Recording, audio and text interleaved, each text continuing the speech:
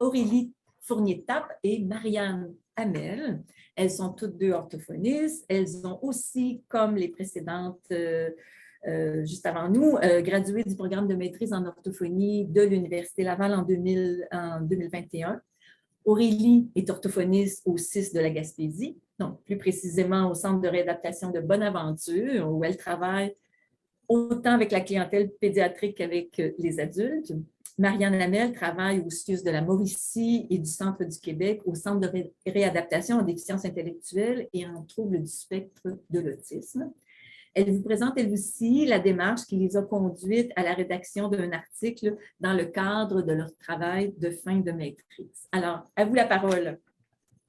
Merci, Madame Sylvestre. Bonjour à tous et à toutes. On est vraiment honorés, Marianne et moi, de pouvoir discuter avec vous de notre projet de fin de maîtrise. Comme Madame Sylvestre l'a dit, on a rédigé un article de vulgarisation scientifique destiné aux enseignantes du préscolaire pour leur offrir des pratiques de soutien au développement des habiletés pragmatiques.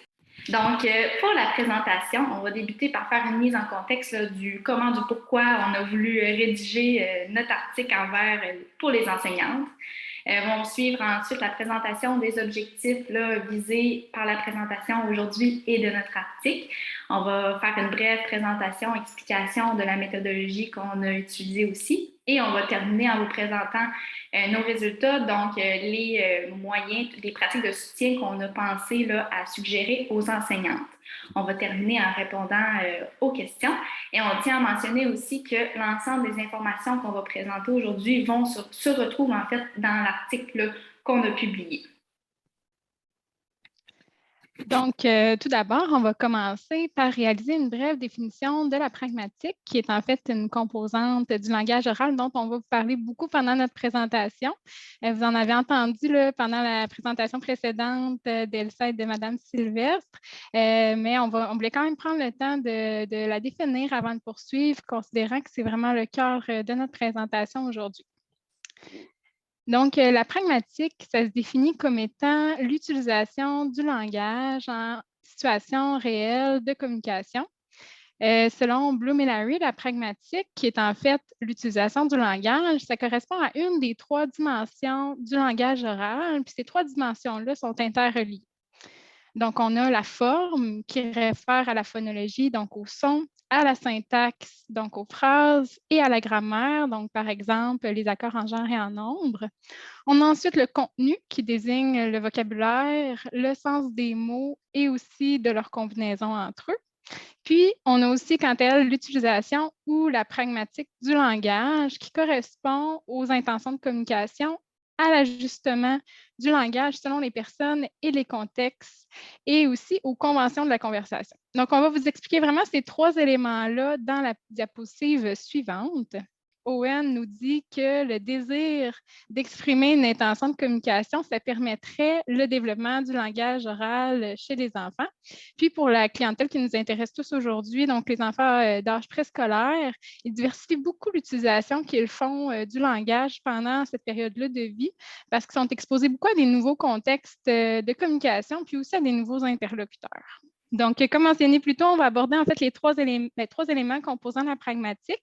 Ça, c'est selon l'ACHA, donc une association américaine des orthophonistes. Donc, tout d'abord, on a les intentions de communication qui sont en fait les buts poursuivis par les enfants dans la communication. Donc, pour quelles raisons l'enfant va communiquer? C'est quoi l'intention qui est derrière son message? L'enfant peut exprimer plusieurs intentions de communication. Ça peut être de demander un objet, demander une action, de refuser quelque chose, de raconter, d'argumenter aussi, d'exprimer ses goûts. Donc ça, c'est juste des exemples d'intention, mais il y en a vraiment plusieurs autres. En contexte de classe, on pourrait voir par exemple qu'un enfant fait une intention quand il fait une suggestion dans le jeu. Donc par exemple, il pourrait dire « Je vais te donner ma voiture, puis je vais prendre ton camion de pompier, OK? » Donc ça, c'est une forme d'intention. Puis aussi, on peut aussi exprimer une intention de façon non verbale. Donc, ce n'est pas nécessairement avec des mots, ça peut être aussi fait non verbalement en repoussant un objet, par exemple. Le deuxième élément, c'est l'ajustement du langage selon les personnes et les contextes de communication. Donc, l'enfant pourrait décider de respecter ou non les règles de politesse selon son interlocuteur. Il peut aussi prendre en considération le savoir qui est partagé entre son interlocuteur et lui. Donc, par exemple, on peut penser que le niveau de langage aussi ne sera pas le même entre un élève et son enseignante qu'entre un élève et ses camarades de classe, par exemple. Et finalement, on a les conventions de la conversation qui sont en fait les règles à respecter pour initier, maintenir ou terminer un échange. Donc là-dedans, on a le respect, par exemple, de l'alternance des tours de parole, le maintien du contact visuel, la quantité, qualité d'informations partagées. Dans le fond, c'est quelques-unes de ces règles-là de régie de l'échange, mais il y en a aussi plusieurs autres. Puis ça dépend aussi de notre contexte culturel. Et dans le fond, en contexte de classe de maternelle, ça pourrait se manifester par le fait d'attendre son tour quand un autre enfant parle pendant la causerie, par exemple. Donc, maintenant qu'on sait toutes et tous c'est quoi la pragmatique, en quoi est-elle importante pour le développement des enfants? Il y a de nombreuses études qui se sont penchées sur la question et qui ont démontré là, des effets positifs de détenir de bonnes habiletés pragmatiques. Donc, notamment, avoir de bonnes habiletés pragmatiques, ça permet d'avoir de meilleures interactions, de meilleures habiletés sociales. Ça permet donc d'avoir des interactions plus efficaces avec les autres et par le fait même d'entretenir des relations sociales plus positives. Avoir de bonnes habiletés pragmatiques, ça permet aussi de réduire la timidité, de favoriser la réussite éducative, comme on l'a clairement démontré précédemment, de favoriser aussi l'acceptation sociale par les pairs et d'améliorer la cohérence des propos exprimés. Donc, je pense qu'on s'entend tous pour dire là, que la pragmatique, c'est une composante qui est influente et déterminante dans le développement des enfants. Si on se penche plus maintenant du côté éducatif, il y a Nadeau en 2019 là, qui a noté que les habiletés pragmatiques sont essentielles aux situations d'enseignement-apprentissage, donc en contexte de classe. Alors, les situations d'enseignement-apprentissage qu'on pourrait avoir comme le travail en atelier, les causeries, les différents jeux libres, ça permet vraiment en fait, ça implique de détenir des habiletés pragmatiques pour pouvoir communiquer nos idées, pour pouvoir communiquer avec les autres aussi. Nadeau note aussi que les habiletés pragmatiques des enfants se développent dans ces réels contextes de communication-là, puis que le moteur du développement des habiletés pragmatiques, c'est vraiment les interactions que les enfants ont avec l'adulte, donc dans ce cas-ci, les enseignants. Maintenant, on se penche plus d'un point de vue de la négligence. Donc, on se rappelle, comme on l'a mentionné précédemment, que la pragmatique, c'est une composante qui est charnière, qui est au cœur du développement langagier et social des enfants, puis qui influence aussi d'autres développements comme linguistique, cognitif et social. Donc, on peut s'entendre pour dire que si on a une lacune au sein du développement de la pragmatique, on devrait avoir des conséquences négatives dans ces autres développements-là et aussi au sein des autres composantes langagières de l'enfant. Donc, c'est ce qu'a voulu démontrer Mme Sylvestre avec le projet Élan qui visait à comparer le développement et le développement langagier des enfants négligés versus non. Comme Elsa l'a mentionné précédemment, il y a 46,5% des enfants, selon les données du projet Élan, des enfants de 3 ans en contexte de négligence qui présentent des difficultés au niveau de la pragmatique versus 4,1% des enfants non négligés qui en présentent. Donc, cet écart-là qui est significatif, ça démontre encore plus l'importance que la pragmatique occupe au sein du développement langagier des enfants. Mais pour Marianne et moi, ça démontrait aussi beaucoup l'importance de la stimuler. En quoi c'est important de stimuler cette composante-là dans le développement des enfants. Donc, maintenant qu'on connaît bien son importance, nous, on a voulu savoir comment cette composante-là s'actualise dans le programme cycle de l'éducation préscolaire. Donc, on parle du dernier programme là, de 2021. Les ouvrages qu'on a consultés mentionnent que les enseignantes du préscolaire sont très peu informées à propos de cette composante du langage. Et selon NADO, on accorde très peu d'importance au développement des habiletés pragmatiques comparativement aux autres composantes du langage dans le programme de formation de l'École québécoise. Donc ça, c'est le programme vraiment plus général. Donc, si on regarde dans le programme, il y a plusieurs sections qui réfèrent aux éléments composant la pragmatique, donc les 3 éléments mentionnés plus tôt. Donc, même si cette composante-là n'est pas clairement définie. Donc, par exemple, si on va selon l'axe du développement du langage oral sous la composante interagir verbalement et non verbalement, il est indiqué que l'enfant pourrait utiliser des actes de communication, en fait, ce qui correspond aux intentions de communication. L'enfant pourrait aussi dialoguer dans différents contextes tout au long de la journée. Donc, ça réfère à l'ajustement du langage selon les contextes auxquels l'enfant est exposé. Et enfin, si on va dans la section des caractéristiques et besoins des enfants dans le domaine langagier du programme, il est indiqué qu'en général, les enfants de 4 à 6 ans sont à mesure d'avoir une conversation assez longue lorsque le sujet les intéresse. Donc, ça évoque vraiment spécifiquement le respect des conventions de la conversation, donc le nombre de tours de parole, le maintien d'un sujet de conversation. Alors, même si les habiletés pragmatiques sont abordées dans le programme cycle de l'éducation préscolaire, en fait, les enseignantes révèlent enseigner que très rarement les habiletés de communication orale de façon explicite à leurs élèves. Au quotidien. Puis ça, c'est selon une étude de Lafontaine et Lecomte en 2006. Puis, ces chercheurs y expliqueraient cet état de fait par un manque de formation et de matériel pour répondre aux besoins des enseignantes, en fait, qui est de soutenir le développement de la communication orale de leurs élèves. Puis, selon Nolin, c'est spécifiquement l'enseignement de la pragmatique qui semble le plus fortement négligé.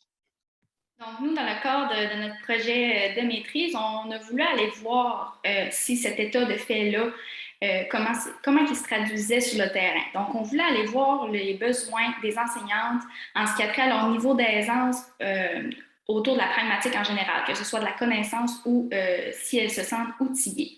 Donc, on a envoyé en novembre 2020 un sondage auprès des enseignants de maternelle 4 et 5 ans dans le centre de service scolaire des Chic-Chocs, qui est un centre de service dans le nord de la Gaspésie. Il y a un total de 22 enseignantes qui ont répondu à notre sondage.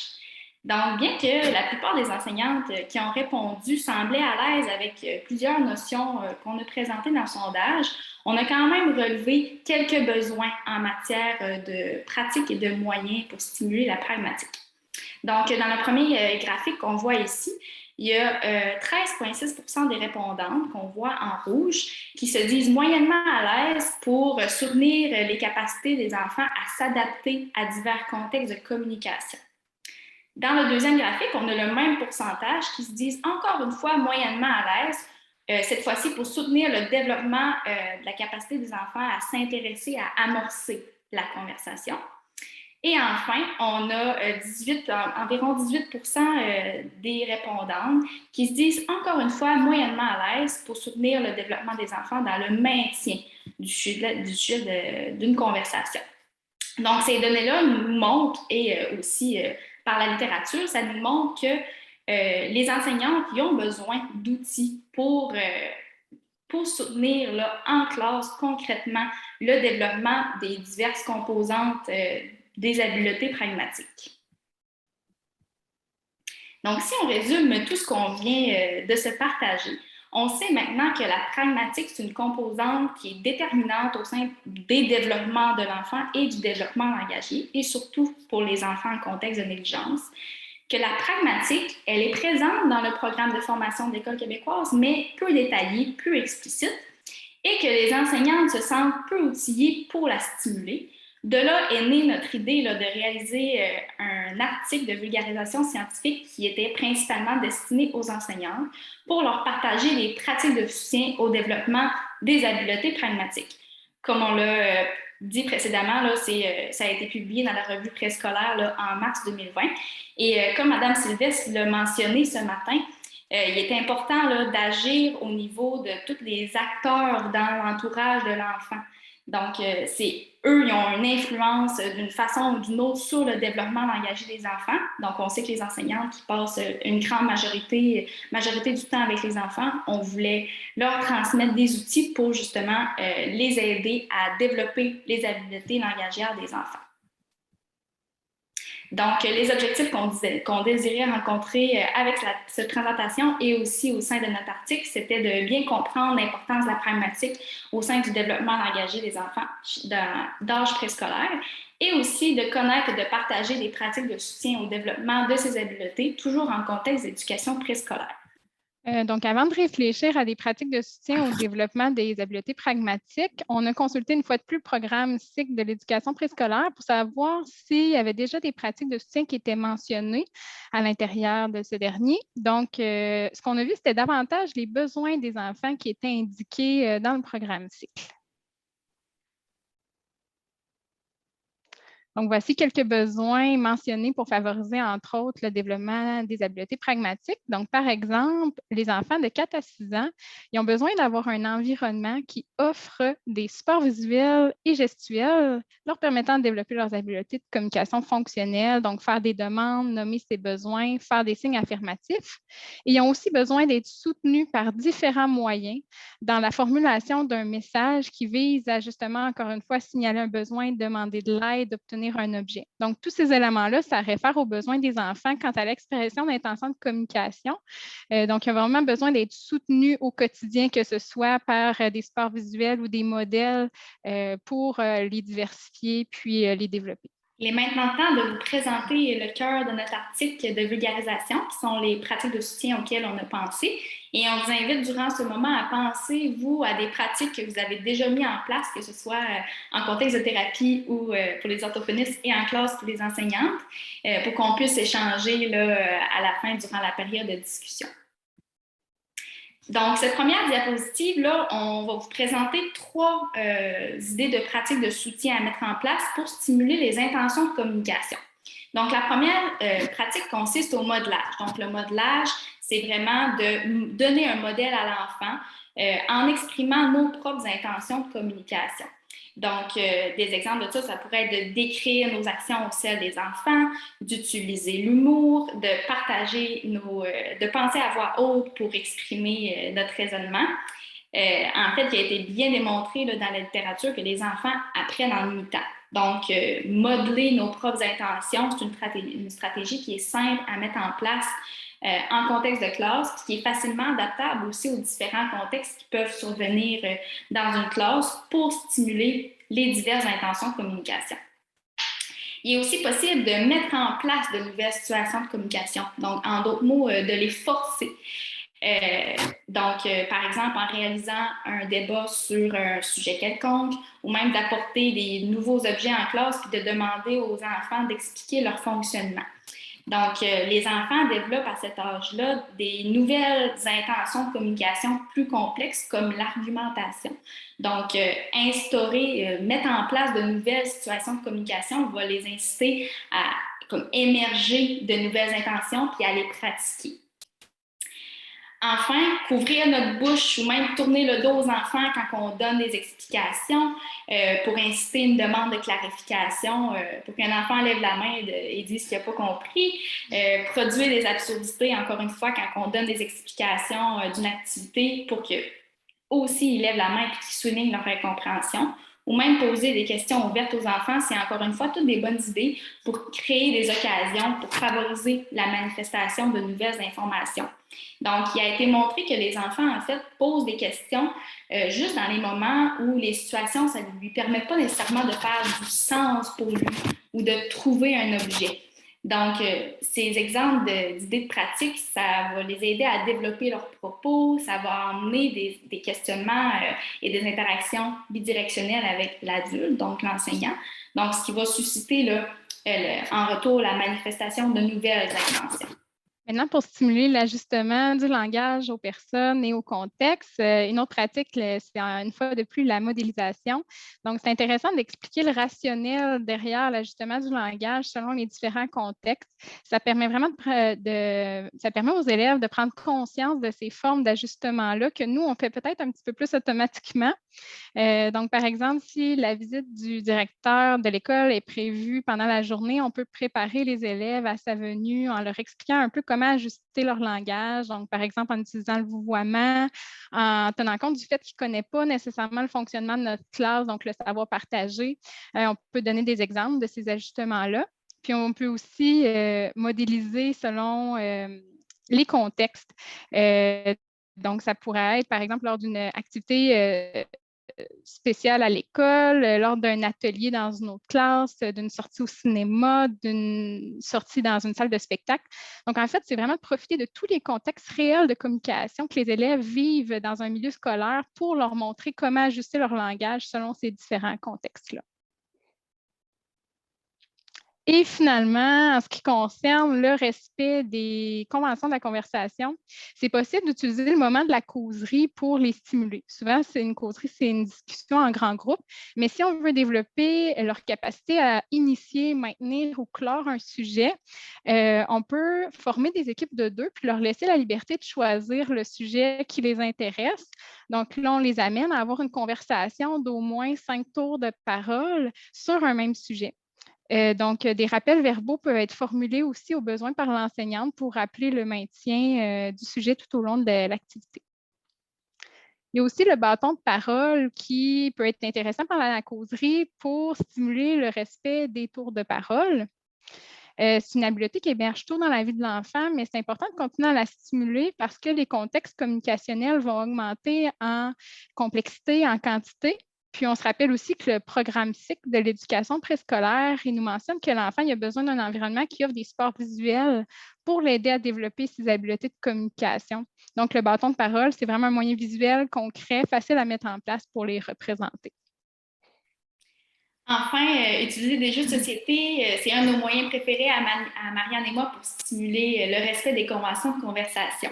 Donc, tous les jeux qui nécessitent une interaction avec l'autre sont bons pour stimuler les différentes conventions, que ce soit le tour de parole, le maintien du sujet ou même comment interrompre adéquatement un autre ami qui discute avec un autre joueur.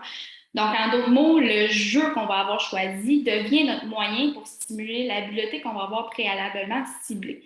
Donc, il suffit juste d'envisager les différentes possibilités qu'il peut offrir et d'exploiter au maximum son potentiel.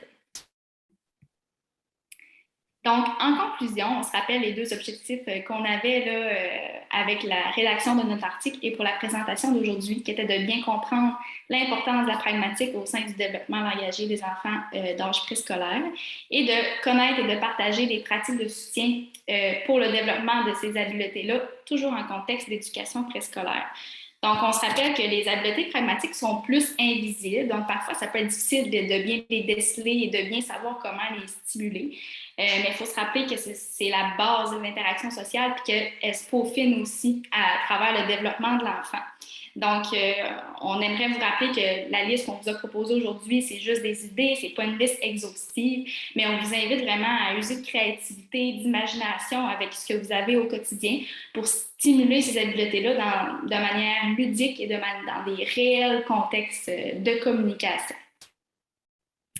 Donc, notre article, comme je l'ai mentionné au début de la présentation, est en édition, c'est en accès libre sur Internet. Donc, le site va être déposé là, sur le site du projet ELA.